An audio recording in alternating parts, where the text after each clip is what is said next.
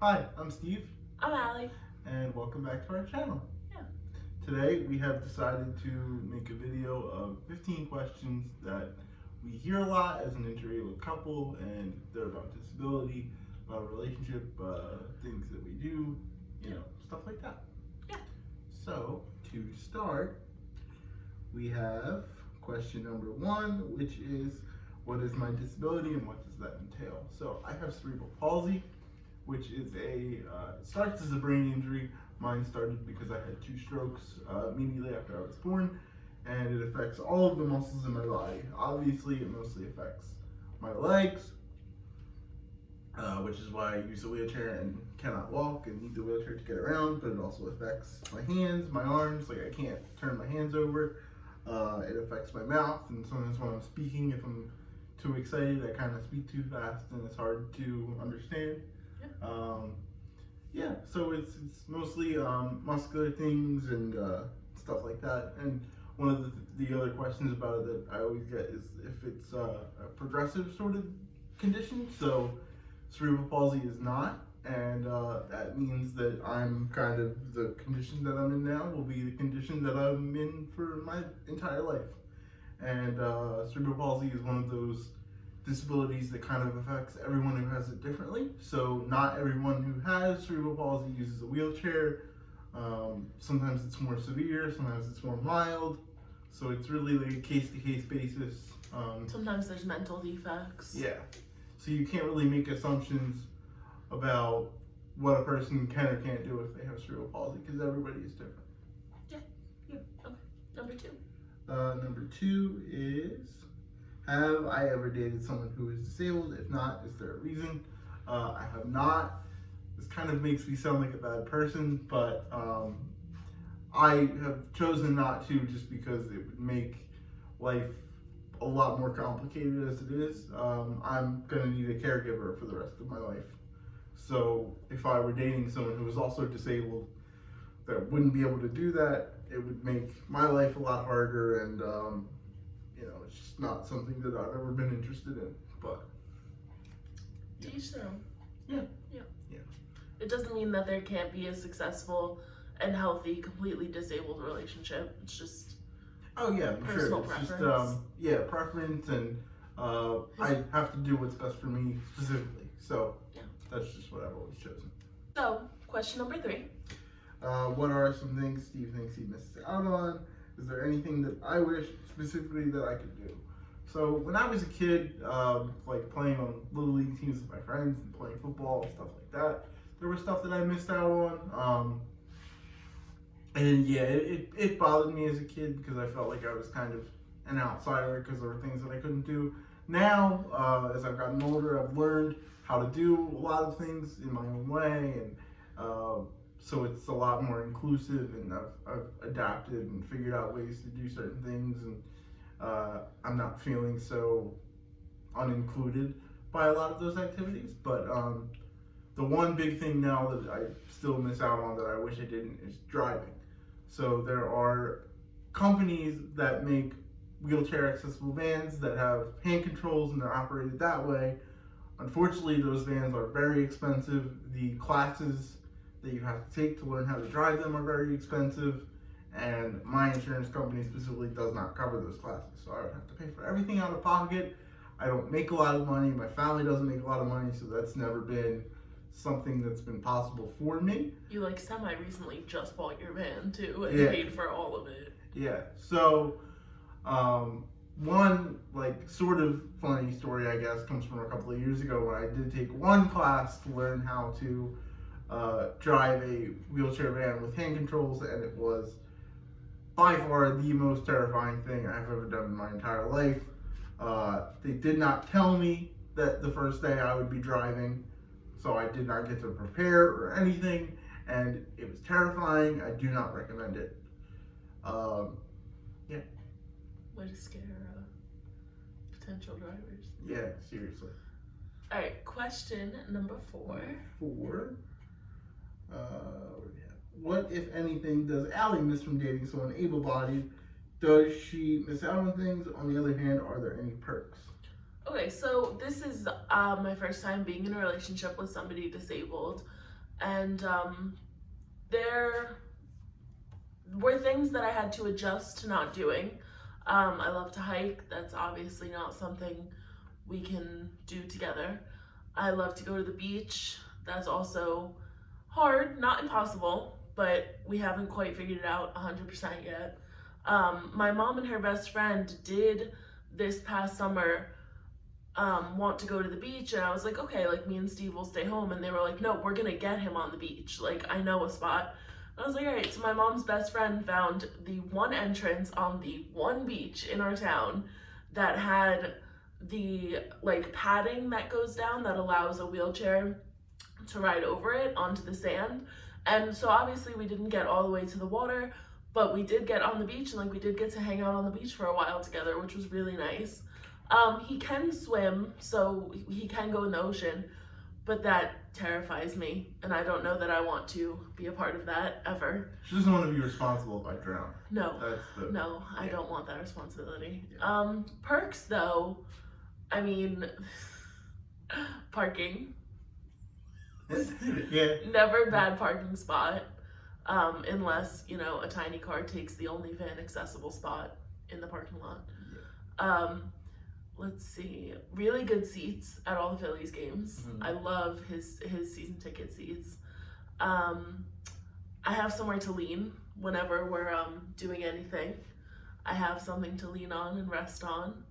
You never have to carry your purse. I never have to carry my purse. He has a headrest back here that, you know, doubles as a coat rack and a purse rack, and if we go shopping, all the bags just hang on there or sit on the foot plate down by his feet.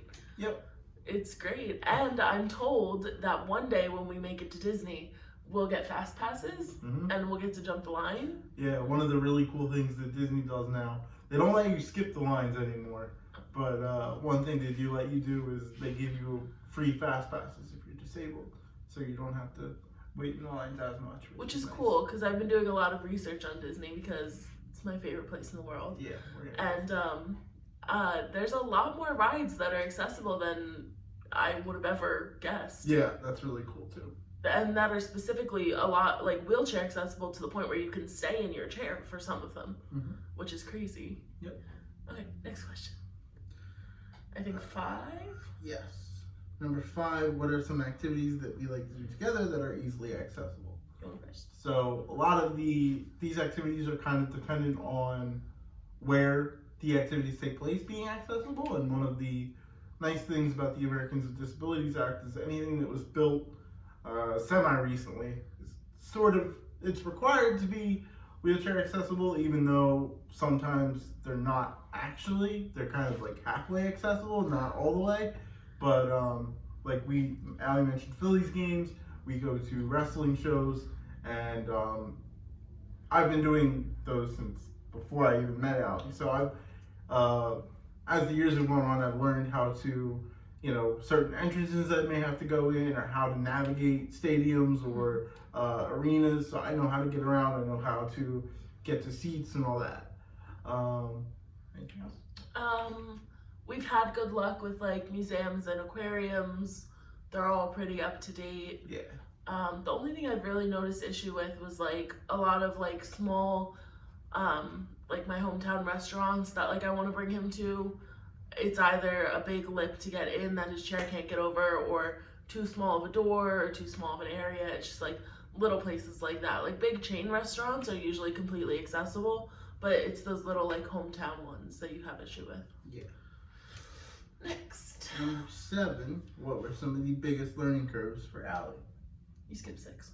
6. Okay. Number 6, what's something annoying that you two hear as an interabled couple? So the most annoying thing that I hear by far when I tell somebody that I have a girlfriend is, oh, is she in a wheelchair too? And that's such a... It's so rude. It's rude, and it's such a damaging thing to say to somebody, because it just shows where we are as a society towards disabled people who are dating and interabled relationships even being possible. And hearing comments like that is why I've had some of the problems that I've had in the past with self-confidence and approaching women and stuff like that. So if you're at home and you're either disabled or not disabled and you've ever said that to somebody who is, you should stop. It is so not nice. It's gross. And It's such a bad question. Yeah. So, don't. My least favorite thing that I hear probably every time I say, oh, I have a boyfriend, and then we get to the point where I'm like, oh, he's in a wheelchair, is, wow, you're such a good person. You're so brave. You're so just great. People just think I'm like a saint because I happened to fall in love with someone who can't walk, which, like, ew.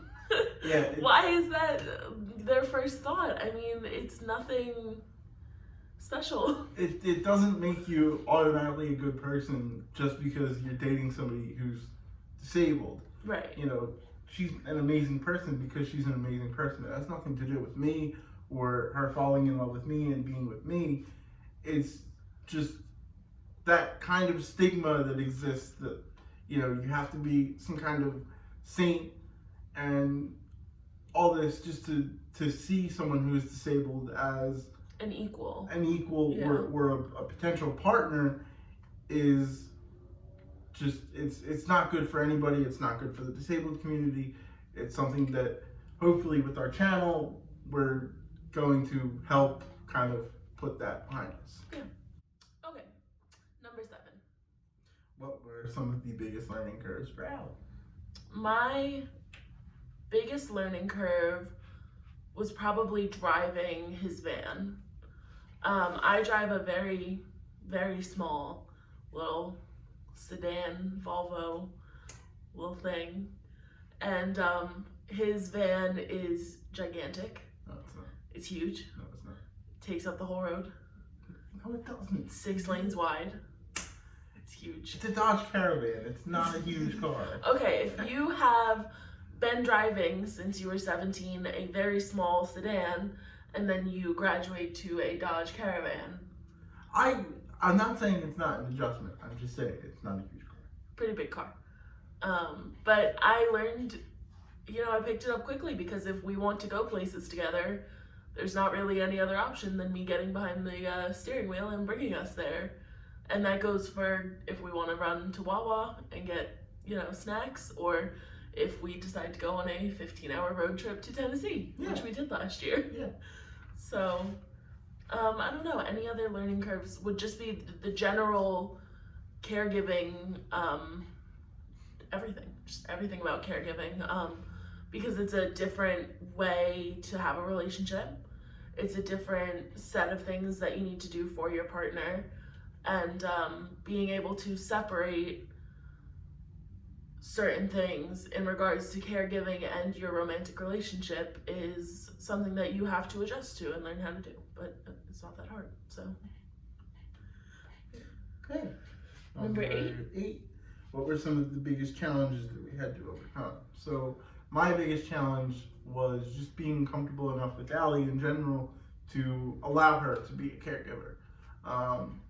I've had past relationships, but I've never gotten to the point with any of them that I've been comfortable to let them kind of become a caregiver to the point that I've let Allie. So just getting comfortable and being able to trust her and trust that she's not going to run away screaming when I tell her about some of this stuff. That was definitely the biggest challenge that I've had to overcome. Not seriously, the biggest challenge I had to overcome was becoming a Phillies fan, which I did incredibly begrudgingly. But here we are. I own a couple Phillies t-shirts. And I took her to the first game she ever went to, and she was hooked. Just Yeah. acting like it was a terrible, horrible thing, and it really wasn't. Great seats, good looking team. As soon as she saw the view from the seats, I think she was That's sold. it, I was sold. Yeah. But no, I don't think that there was a lot to overcome on my part. Like I said, there was adjustments in getting used to caregiving. And then there was the general anxiety about introducing him to my family, in terms of I'm introducing a new guy to my family, and I am the second oldest girl in the family. So like, it's just me and my cousin who are like of dating age right now as the girls in the family. And so bringing home a guy is like kind of serious. and my family is a lot.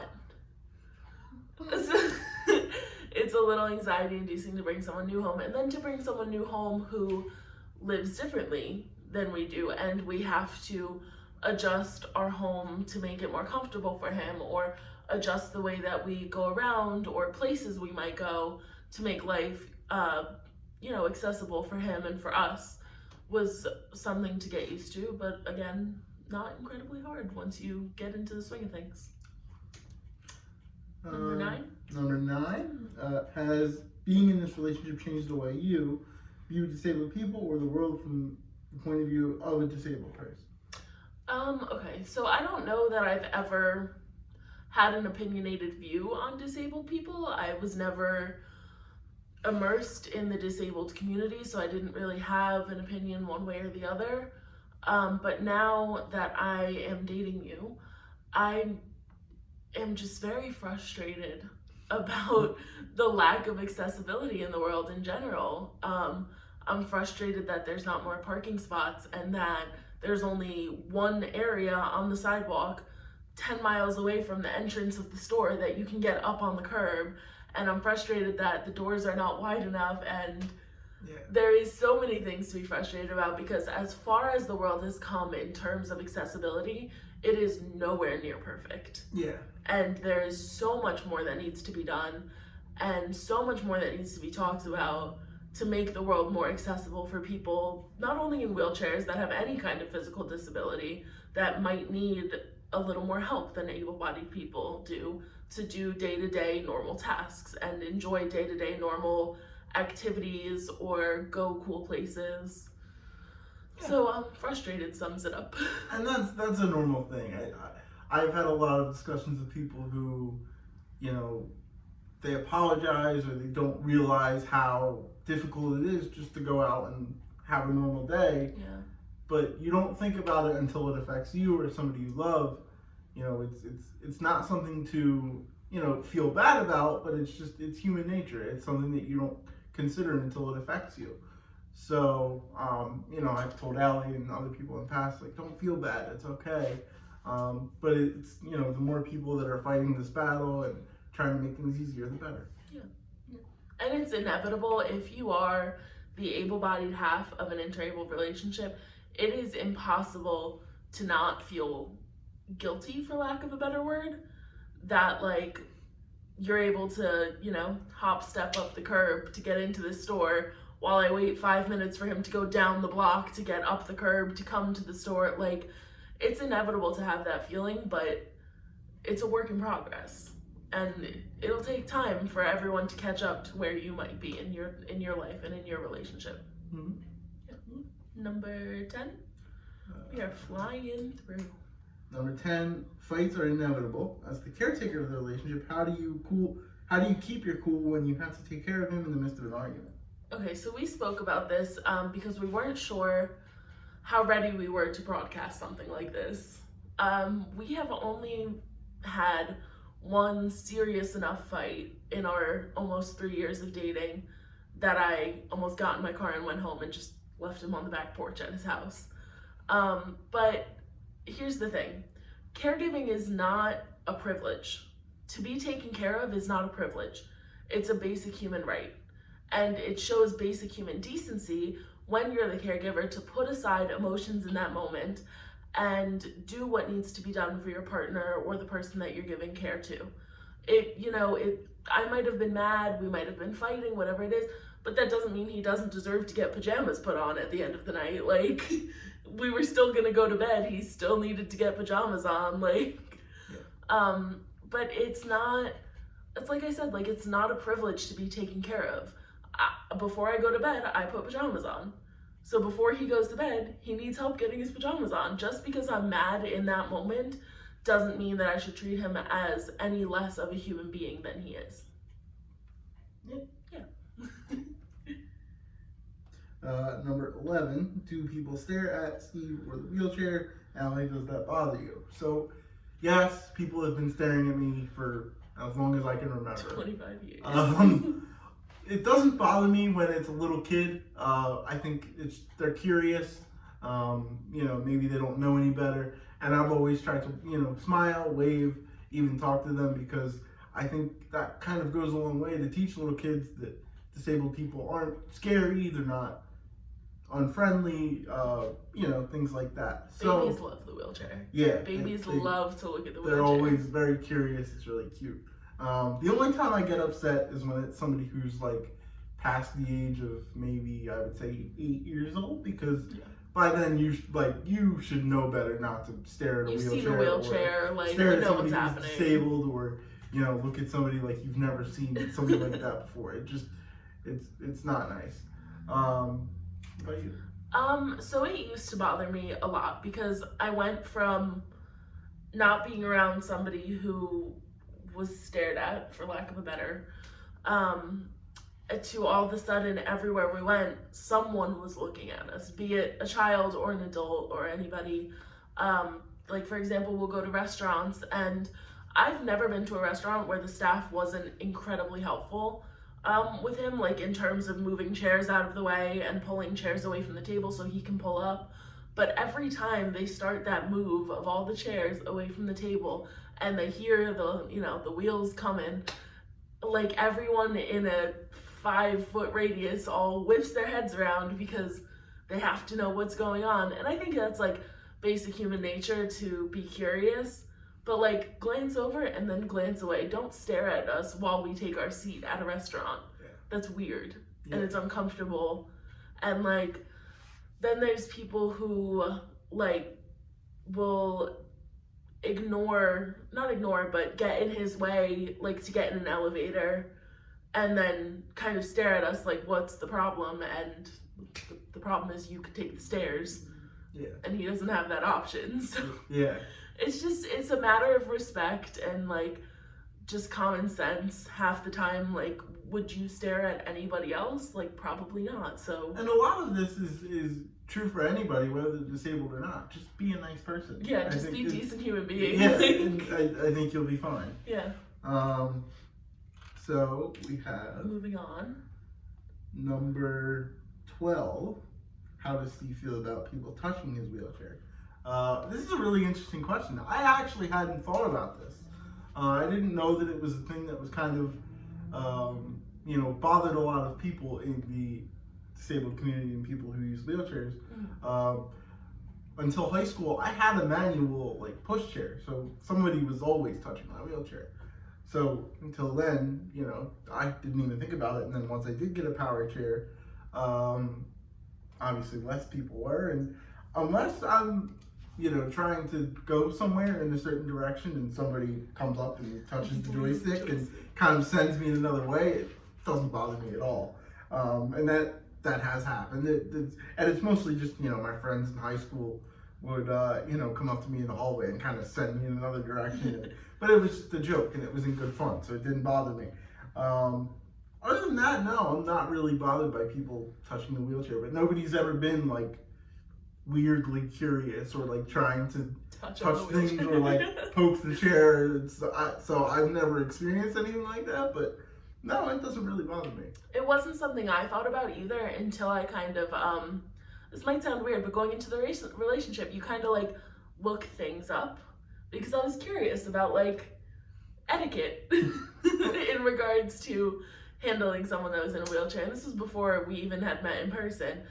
And I noticed that a lot of people were saying that they didn't really like their wheelchair getting touched. But here I am using his wheelchair as, my own armrest 99% of the time. And like I said, I use it to hang stuff off of, and like, I lean on him when I'm tired or bored, or I'll sit on the armchair, I'll get on and sit on his lap, I'll lean literally my like entire body on the wheelchair, and it just never seemed to bother him, so I never stopped, and here we are.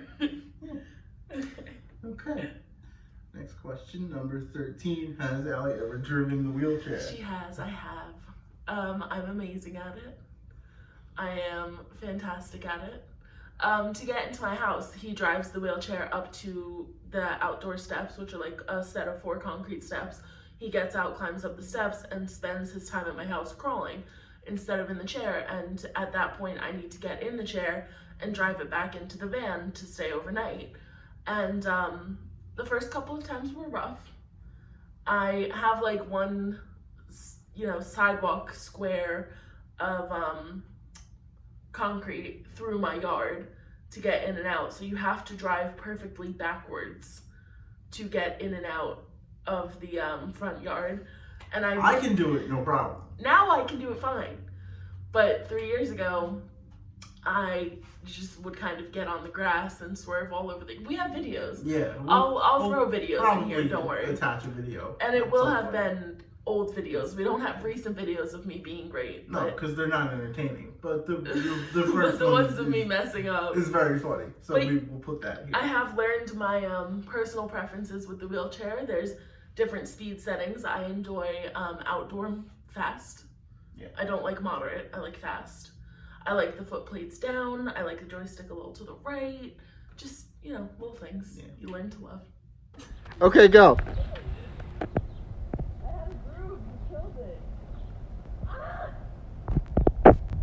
It's so scary. What do I do with them? What? Number 14. 14. How do each of you feel going into new social situations? Do you focus more on physical accessibility or the reactions of people in that place? So I have social anxiety just in general. That has nothing to do with being in a wheelchair. So I'm always a little anxious in new situations. But one of the things that I've picked up on, through my entire life of being in this situation is looking things up beforehand if I'm going somewhere new and seeing if it's accessible and seeing what I may have to do or how I may need to approach the situation differently in order to make it happen. So I've always done that and I've gotten really good at it. The reactions of people in the place. Well, depends on the place. Depends on the place, one.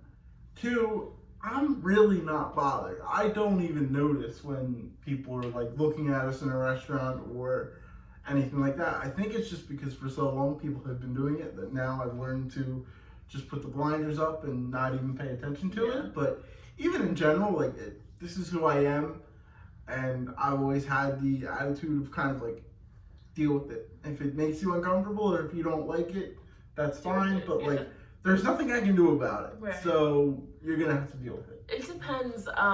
Going into a new place, I get nervous about physical accessibility mainly because a lot of places say that they're accessible and they're not. That's something that comes up so much. Or they're halfway accessible. Right, you can get in and you can go to the main room, but you can't go to the left room because there's a set of stairs to get to the left room. There's not a lot of full disclosure when it comes to the accessibility of a lot of places, which is why you need to oftentimes call places that you've never been to before and be like, is this specifically wheelchair accessible? Because accessible to them could mean 5 stairs. It could mean one flight of stairs, anything. But you have to ask specific questions to get specific answers. Yeah. I think we only have one left. Yeah, last question, which is, what is an example of an activity or activities that you two have wanted to do or planned to do that you couldn't after finding out or realizing that it was not accessible? So the biggest one that I thought of with this question was Airbnbs being a big issue for us. Because if we want to plan to go away for a week, I would prefer to have somewhat of a house or an apartment so that we can cook some meals instead of eating out for a week. And a lot of them, you can filter, and you can filter it to ask for no stairs in the entrance and no stairs in the building. And then you'll click that and you'll pick a place and open it up and it has a flight of stairs to get inside. Or if it's for the shower, I'll need a walk-in shower. And then they have a bathtub. Go through the pictures and there's a bathtub. It's just, there needs to be stricter definitions of accessibility, of no stairs, of walk-in or roll-in showers. That just makes it super complicated. Like I said, a lot of restaurants will tell you that they're accessible, And yes, he can get through the door, but then to get to the dining area, there's a step. And they might say like, oh, it's just a step, but like, I have a 500-pound wheelchair, 700 pounds with me in it, so he can't go down a step. Like, it's not, and there's things, you know, like I said, with the hiking and the beach that you realize are not accessible. You might get an idea and say, today let's go to such and such, and then you're like, oh wait, like, rewind, can't do that, let's think of something else. But we've had a lot of luck with like museums and aquariums and a lot of places like that are super accessible now. And pretty much like a good rule of thumb is like, if the building or thing that the activity is in was built after like 1995-ish, you're probably in pretty good shape. Anything before then, you're gonna have to either call ahead or look up or do some research, be for sure. somewhat prepared that maybe you won't be able to do everything. Oh, you know what we've had issues with? Going to stadiums and they have accessible seating, and it's, you know, plateaued like accessible seating is, but there might be 2 stairs, so they have the small single person like elevator lift, and it might not be equipped to or new enough to handle a 500+ pound wheelchair, and therefore struggles to lift him up those, and then it takes like a bunch of security guards lifting the elevator that's lifting him to lift him onto this like platform, and it's just, why are you calling yourself accessible when you're not? So again, with the frustrating, but nothing that we've never been able to deal with, or there's never been a major stop to something we've wanted to do because it was inaccessible. The world is constantly changing, so, and it's getting better, but we have a long way to go. All right, so I think we did cover 15 questions that people have commonly asked us, and if you have any other questions that we didn't touch upon, comment them, shoot us a message on Instagram. Those will be in the description also. And this won't be the only video like this that we do. We're going to do other videos that are more questions and stuff as they come in. So you're going to hear and see a lot more videos like this in the future. Specifically, the one question that you're all thinking that nobody asked us and that I specifically didn't put in this video, but that one question that everyone likes to ask when I say, hey, my boyfriend's in a wheelchair, hold on to that one. We'll make a whole video for you. Yeah, there's probably going to be a whole series about that. So stay tuned. Thank you so much for watching. And we'll see you next time. Bye. Bye.